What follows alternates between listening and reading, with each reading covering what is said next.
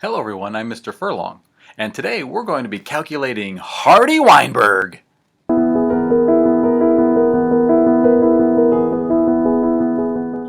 Today it's all about calculating the Hardy Weinberg formula. Now this formula is used to determine the percent of a gene in a population.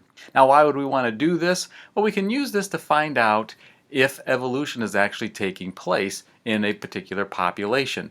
The formula is pretty simple. There's two of them. P squared plus 2pq plus q squared is equal to 1, and p plus q is equal to 1. So what do these p's and q's mean? Well, p tells us the percent of dominant alleles in a population. Q tells us the percent of recessive alleles in a population. So they just use these letters p's and q's to represent dominant and recessive. We can also refer to this as the frequency of the dominant and the recessive alleles in a population or in a gene pool.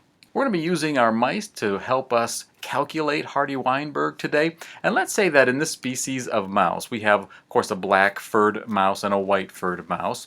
Let's say that the black fur is caused by a dominant allele and the white fur is a recessive allele. When we take a look at the two phenotypes, we can identify the genotype of the white mice.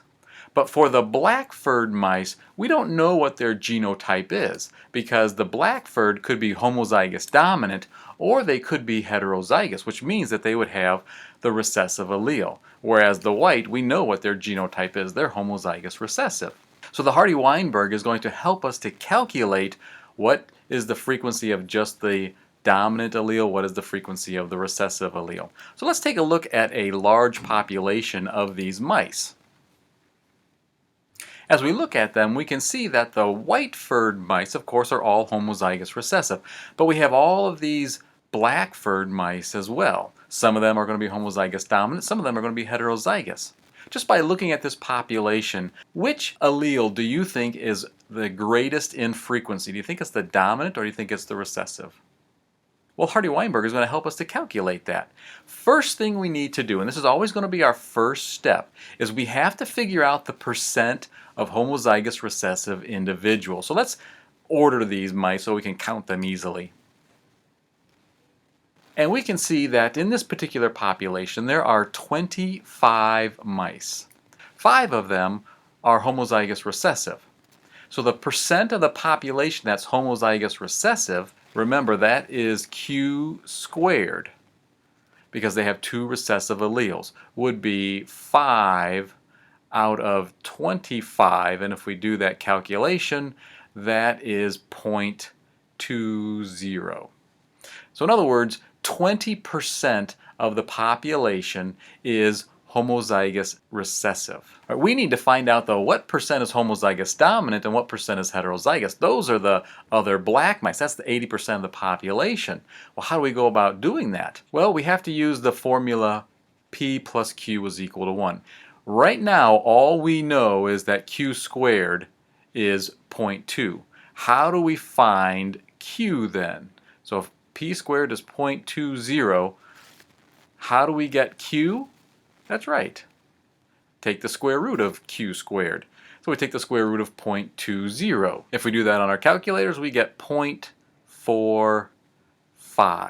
So in other words, 45% of all of the alleles in this population are the recessive, which means what is the frequency of the dominant allele? Well, if P plus Q has to equal to 1 and Q is 0.45, I know that P has to be 0.55 because P plus Q has to add up to 1. So 0.55 plus 0.45 is 1. Now all I have to do is plug and chug. P squared would be 0.55 squared plus 2 times P, which is 0.55, times Q, which is 0.45. We already know what Q squared is. That's 0.20. So we don't even have to worry about calculating that. So 0.55 squared is 0.30. 2 times 0.5 times 0.45 is 0.50. And again, I'm just rounding these numbers. And we already know that q squared is 0.20. And guess what? They all add up to 1. So how would we write this? We would say that 30% of the population is homozygous dominant. 50% of the population is heterozygous.